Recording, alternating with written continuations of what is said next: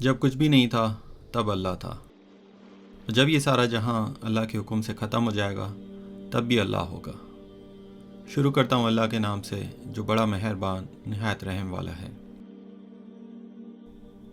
اللہ تعالیٰ نے سورہ مائدہ میں ارشاد فرمایا، جس نے کسی انسان کو خون کے بدلے یا زمین میں فساد پھیلانے کے سوا کسی اور وجہ سے قتل کیا، اس نے گویا پوری انسانیت کو قتل کیا، اور جس نے کسی کی جان بچائی اس نے گویا تمام انسانوں کو زندگی بخش دی۔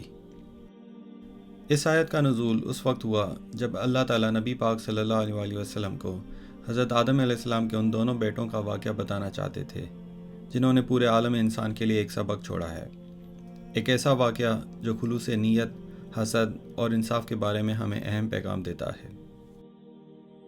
قرآن پاک میں حابیل اور قابیل کا نام تو نہیں موجود، بلکہ ان کو آدم کے دو بیٹوں سے اللہ تعالیٰ نے مخاطب کیا ہے۔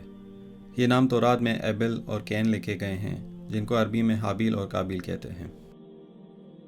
سورہ مائدہ میں اللہ تعالیٰ ارشاد فرماتے ہیں، اور ذرا انہیں آدم کے ان دونوں بیٹوں کا قصہ سنا دو حق کے ساتھ۔ جب ان دونوں نے قربانی کی تو ان میں سے ایک کی قربانی قبول کی گئی اور دوسرے کی قبول نہیں کی۔ اس وقت کا معاملہ یہ تھا کہ قربانی کی قبولیت کی علامت یہ ہوتی تھی کہ آسمان سے ایک شعلہ سا نیچے اترتا تھا اور وہ قربانی کو بھسم کر دیتا تھا، گویا کہ اللہ تعالیٰ نے قربانی قبول فرما لی۔ جس بیٹے کی قربانی قبول نہیں ہوئی تھی اس نے حسد میں آ کے اپنے بھائی کو کہا، میں تجھے مار ڈالوں گا۔ اس کے بھائی نے جواب دیا، اللہ تعالیٰ متقیوں ہی کی قربانی قبول کرتا ہے، اگر تو مجھے قتل کرنے کے لیے ہاتھ اٹھائے گا تب بھی میں تمہیں قتل کرنے کے لیے ہاتھ نہیں اٹھاؤں گا۔ مجھے اللہ کا خوف ہے جو تمام جہانوں کا پروردگار ہے۔ میں چاہتا ہوں کہ میرا اور اپنا گناہ تم ہی سمیٹ لو اور دوزخی بن جاؤ، اور یہی ٹھیک بدلہ ہے ظالموں کے ظلم کا۔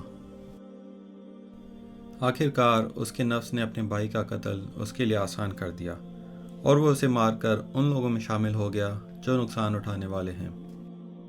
نبی اکرم صلی اللہ علیہ وسلم ارشاد فرماتے ہیں، دنیا میں جب بھی کسی انسان کو ظلماً قتل کیا جاتا ہے تو اس کے گناہ کا بوجھ آدم کے اس بیٹے کے اوپر بھی پڑتا ہے جس نے سب سے پہلے انسانیت میں قتل کیا تھا۔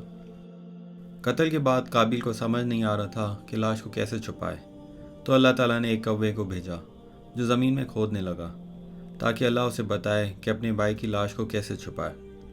یہ دیکھ کر وہ بولا کہ افسوس مجھ پر، میں ایک کوے جیسا بھی نہ ہو سکا اور اپنے بھائی کی لاش چھپانے کی تدبیر نکال لیتا۔ اس کے بعد وہ اپنے کیے پر بہت پچھتایا۔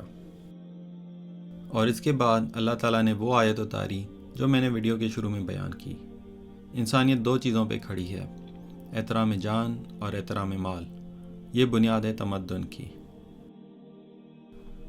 نبی پاک صلی اللہ علیہ وسلم نے ارشاد فرمایا، قیامت والے دن مقتول اپنے قاتل کو پیشانی کے بالوں سے گھسیٹتا ہوا اس حال میں کہ اس کی رگوں سے خون بہہ رہا ہوگا، اللہ کے عرش کے پاس لے جائے گا، کہے گا، اے اللہ مجھے انصاف دلا۔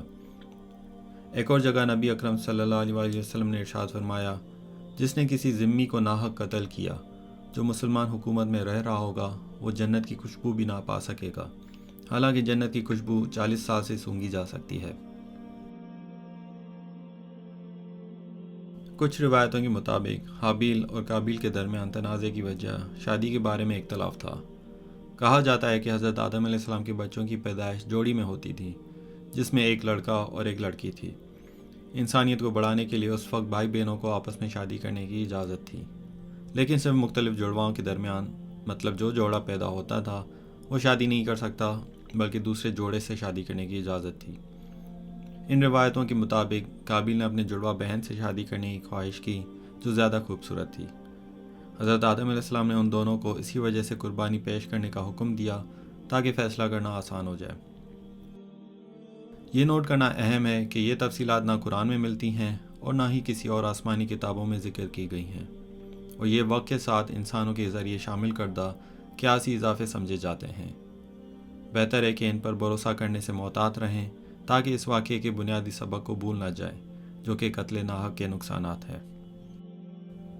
سورہ مائدہ کی ان آیتوں کے نزول کا مقصد صرف بنی اسرائیل کی غلطیوں کو یاد دلانا نہیں تھا، بلکہ یہ پورے عالم کے انسانوں کے لیے ایک عالمی پیغام تھا جو آج کے دور پہ بھی پورا اترتا ہے۔ اسی لیے ہم نے اپنے چینل کا نام اسلامک ٹائم لیس ٹیلز رکھا ہے۔ ٹائم لیس کا مطلب وقت کی قید سے آزاد۔ امید ہے آپ کو یہ ویڈیو پسند آئی ہوگی۔